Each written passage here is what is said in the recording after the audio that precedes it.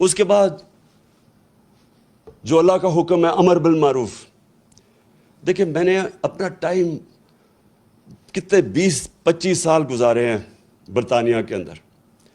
اتنا بڑا فرق ہے ان کے اور ہمارے معاشرے میں. دیکھیں ایک معاشرہ اچھائی کے ساتھ جب تک نہیں کھڑا ہوتا تو اچھائی برائی اوپر آ جاتی ہے. اللہ کا حکم ہے کہ امر بالمعروف اچھائی کے ساتھ کھڑے ہو اور برائی کے خلاف کھڑے ہو, برائی کے خلاف جہاد کرو.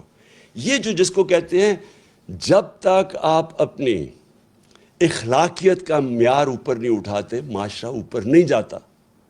جب ہم اچھے برے کی تمیز ہی ختم کر دیتے ہیں, جن کے اوپر اربوں روپے کے کیسز ہیں کرپشن کے ان کے اوپر پھول پھینکتے ہیں, جو ملک سے ایک سزائے یافتہ ملک سے جھوٹ بول کے فرار ہوا ہے اور اسے کہتے ہیں جی کہ اس کے کیسز ہی معاف کر دو.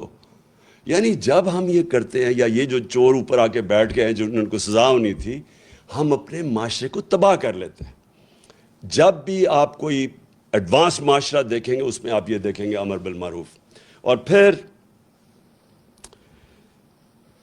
جو آخری 2 چیزیں, پاکستان میں کتنی زبانیں ہیں, صوبے ہیں, ہم یعنی کافی فرق ہے ایک دوسرے سے. اوپر سے شروع کریں گلگت بلتستان سے, چترال جائیں, قبائلی جو پرانا قبائلی علاقہ تھا بلوچستان, فرق ہے, زبانیں بھی فرق ہیں.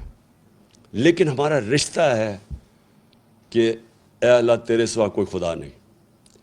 دیکھیں یہ جو رشتہ ہے ہمیں یہ مضبوط کرنا ہے. یہ ہے نظریہ پاکستان. اور نظریہ پاکستان جب لا الہ الا اللہ کا نعرہ لگا تھا تو وہ کیوں لگایا تھا؟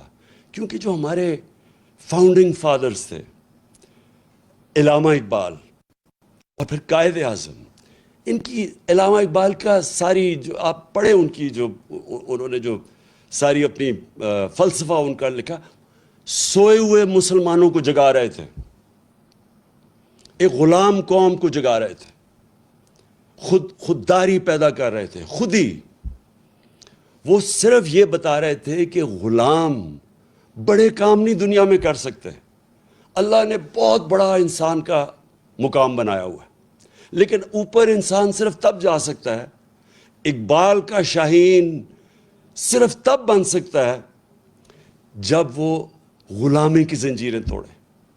اور غلامی ایک تو یہ کہ جسمانی غلامی یعنی جو انگریز کی غلامی تھی, اور پھر قائد اعظم نے پاکستان کے جب کیس لڑا تو انہوں نے کہا کہ انگریز کی غلامی کے بعد ہم ہندو کی غلامی نہیں کرنا چاہتے, ہم آزاد قوم رہنا چاہتے.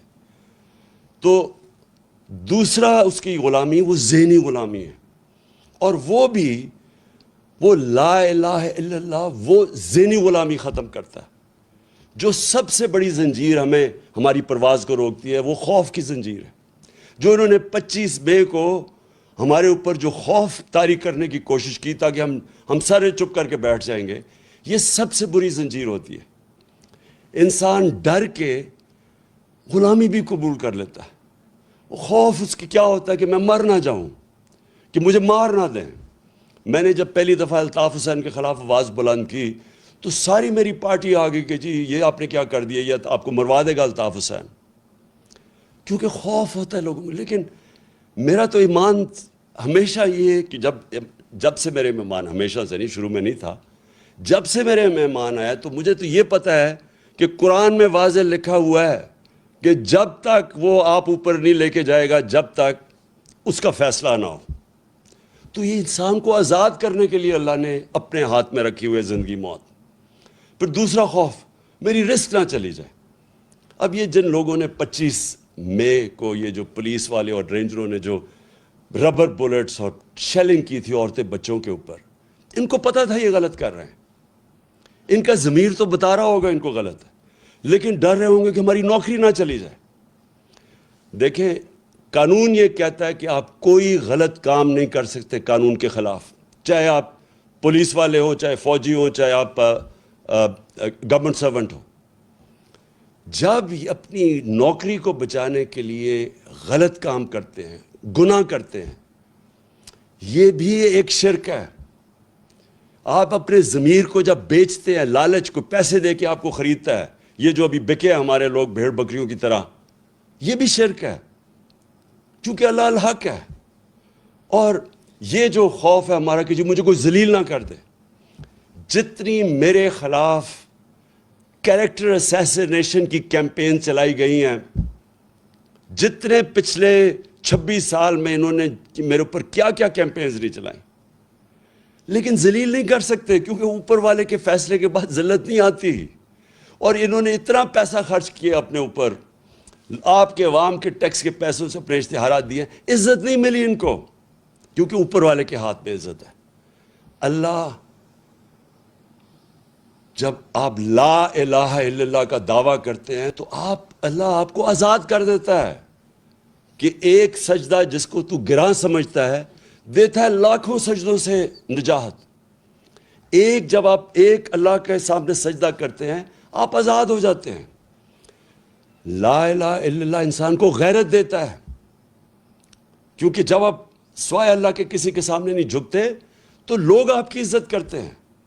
اور قوموں کا بھی یہی ہے کہ جب ایک دھمکی آئے امریکہ سے اور ایک دھمکی کے اوپر ہم ان کی جنگ میں شامل ہو جائیں اور اپنے 80,000 لوگوں کو قربان کر دیں امریکہ کے لیے، اور پھر برا بھلا بھی وہ ہمیں کہیں، اور ہم اپنے لوگوں اپنا قبائلی علاقہ تباہ کر دیں ان کو خوش کرنے کے لیے، اور ہم 100 ارب ڈالر سے اوپر اپنے ملک کا نقصان کر دیں، اور ہمارے ملک میں 400 ڈرون اٹیک کریں جس کی کوئی مثال ہی نہیں ہے کہ آپ جس ملک کی مدد کر رہے ہیں وہ آپ کے اوپر ہی ڈرون اٹیک کر رہا ہے، عورتیں بچے مار رہا ہے، اور کوئی بولے نہ، خوف کی وجہ سے کہ وہ امریکہ سپر پاور ہے۔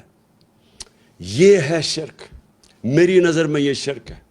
میں جب یہ جنگ چل رہی تھی میں مسلسل کہتا رہا کہ یہ غلط ہے، مجھے کہہ رہے تھے طالبان خان ہے اور ہر قسم کی میرے اوپر، بلکہ یہ اخباروں میں پڑھے مجھے انہوں نے کیا کیا کہا کہ دہشت گرد ہے اور یہ وہ ہے۔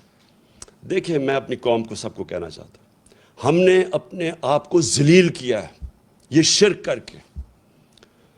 آپ ریمنڈ ڈیوس مزنگ کے اندر دن دہاڑے 2 پاکستانیوں کو 19 اور 20 سال کے لڑکوں کو گولی مار دیتا ہے۔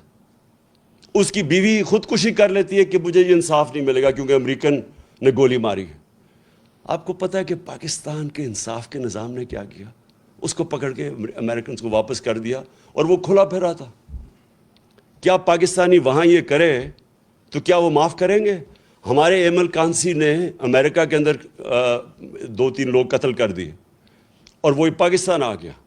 انہوں نے پاکستان آ کے ہمارے قانون کے یعنی ہماری عدالتوں کے بغیر یہاں سے آ کے اغوا کر کے لے گئے، اور ہم نے ان کی مدد کی اغوا کرنے کے لیے۔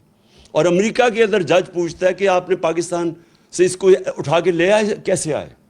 تو اس کا وکیل کہتا ہے کہ پاکستان ڈالر سے لیے اپنی ماں کو بھی بیچتے ہیں۔ یہ ہم نے ذلت اٹھائی ہے، یہ ہمارا قصور ہے، یہ امریکہ کا قصور نہیں ہے، کیونکہ ہم یہ خوف کے بت کی پوجا کرتے ہیں۔